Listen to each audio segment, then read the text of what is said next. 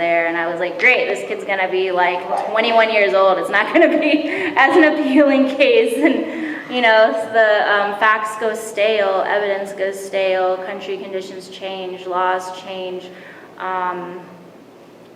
It's hard to keep a claim like timely when you're waiting like 3+ years to have your case heard.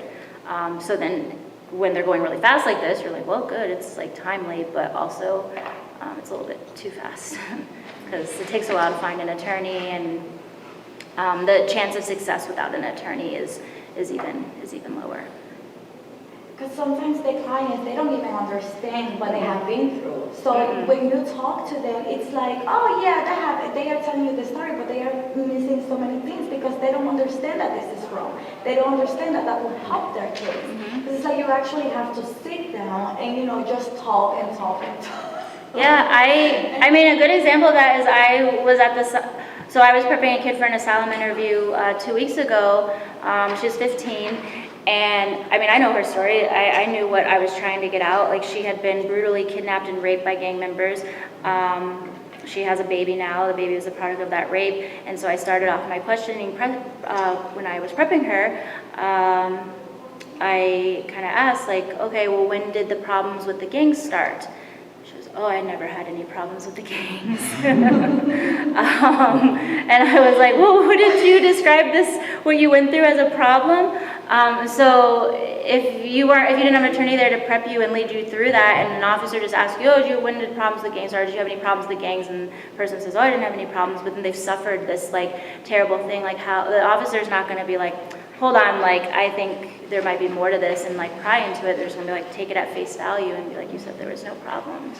Because they don't understand. They don't know that for them it's normal to experience these things, because everybody's going through the same thing. Right.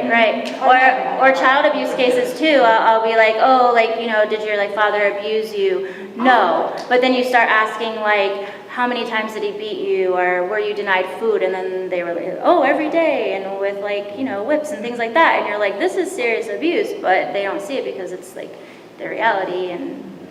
But if you don't say, like, I was abused, you're not going to win that case. I was just telling my friend Casey the other day that where we come from, like, to talk about mental health, it's like taboo. You don't talk about that. So everyone learns how to suppress their feelings, and, like, what you think is happening to the neighbor is like, oh, well, that's normal. You know, it's getting at people every now and then. And when you come here, they ask these questions, and it's like, well, it's not a problem, but when you grow and learn, and actually it's a trauma that you learn how to suppress, and sometimes it's harder. You know, or they like disassociate. Like there's all these reports from experts. Like, if you're going through something traumatic like a rape, like, you'll just leave your body, and so you really don't remember a lot of details, and you might not seem credible, but it's because it's like a survival coping mechanism. And unless you're in like therapy, which a lot of our clients, they don't, like you said, there's the stigma. And even if they didn't have the stigma, to get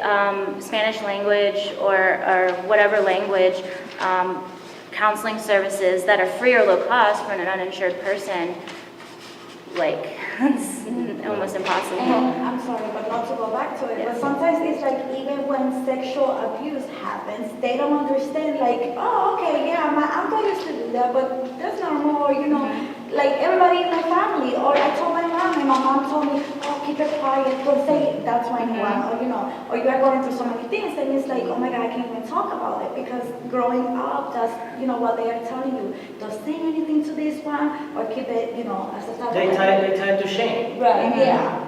Exactly. And even when it happens, or it's even worse with the like the teen boys, because they want to be like very macho and they don't want to admit. So if they've suffered any sexual abuse, it's even harder to get it out of them because they're trying to keep up appearances. Yeah, exactly. It's rough.